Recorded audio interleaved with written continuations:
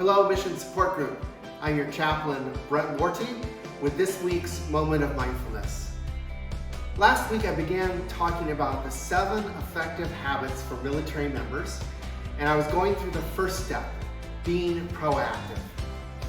This week I want to continue that. I was going to move to step 2, but all this preparedness talk as we go into T-Core 1 probably today has gotten me thinking about being prepared, preparedness.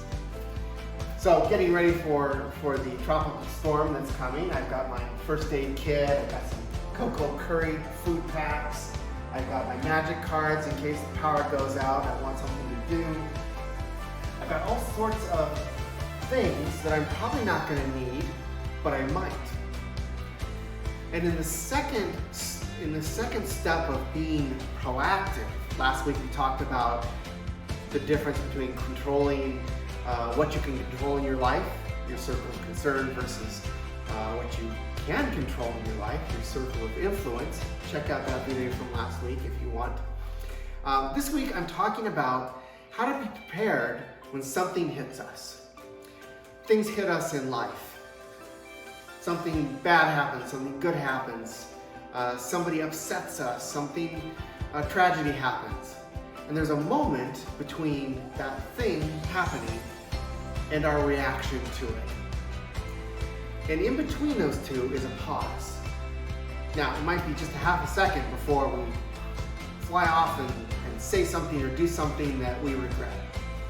So the idea behind being proactive is widening that pause, widening that moment that you have to consider, to reflect, to all these things, so that the time between something happening and your reaction gets longer and longer.